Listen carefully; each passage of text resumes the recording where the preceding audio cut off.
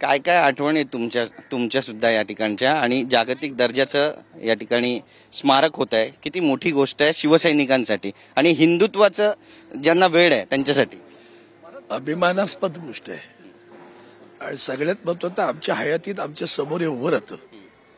आम्ही भाग्यवान आहोत की वंदनीय शिवसेना प्रमुखांचं स्मारक आणि त्यांचा चालता बोलता इतिहास असं दोन्ही गोष्टी पाहणारे आम्ही आहोत. म्हणजे स्थापनेपासूनचा काळ आम्ही पाहिलेला आहे. साहेबांचं इथं येणं, इथं ते चालायचे असे कोपऱ्यात बसायचे आतमध्ये रूम मध्ये आणि बोलायचे, इथेही बसायचे गार्डन मध्ये केव्हा तरी. सगळा काळ जुना आठवतो तुम्हाला? आठवतो ना, म्हणजे काय माझ्याकडे तर चलत चित्रपटासारखं आठवतं, ते कपड्यांच्या वेशासकट आठवतं असं आहे ते. म्हणजे एखादी आठवण या ठिकाणी बाळासाहेबांची आठवण इथं फक्त इथं ते आले का अगदी मोकळे असायचे. तेव्हा ते राजकारण कॅरी करणं असं त्यांचा विषय नव्हता. अगदीच केव्हा तरी ज्या दुर्मिळ गोष्टी घडल्या, ज्या भेटी झाल्या वाजपेयींची असेल, अडवाणींची इथंच झाली की अडवाणींची भेट, पण त्या सगळ्या भेटी वेगळ्या, त्याच्यात आम्ही छोटे होतो तेव्हा. पण बाकी ते मनमोकळेपणाने फिरायचे, हसत खेळत विनोद करणं. काय रे काय चाललंय तुझं? त्या काळात आणि या काळामध्ये बराच फरक आता झालेला असं म्हणा. साहेबांचा कसा एक साहेबांचा काळ आहे ना तो.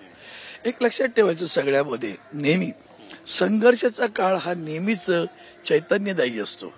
एकदा ती स्थिरावलं का मग त्याच्यामध्ये चेतना निर्माण करावी लागते, पण ते चेतनेचा काळ असतो. तो चैतन्य दिलं, ते चैतन्य पुढे नेणं आपलं काम आहे.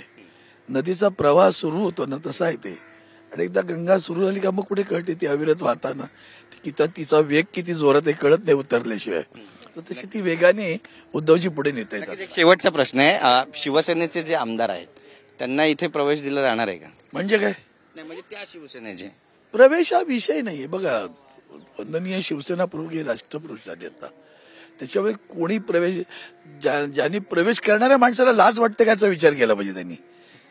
इतके जर आम्ही स्वाभिमानी असो तर वंदनीय शिवसेना प्रमुखांचे विचार घेऊन गेलो का? त्यांना पक्षांतर मान्य होतं का? आठवतं त्यांचं वाक्य काय ते? बस ते वाक्य आठवा. मी आज बोलू इच्छित नाही ते वाक्य. चांगलं आहे. बातचीत केल्याबद्दल.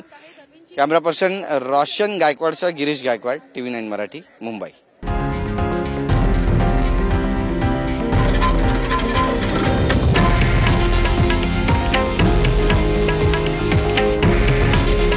हे आहे देशातील नंबर 1 न्यूज नेटवर्क आणि आपण पाहत आहात TV9 मराठी. काळजी तुमची, हित महाराष्ट्राचं.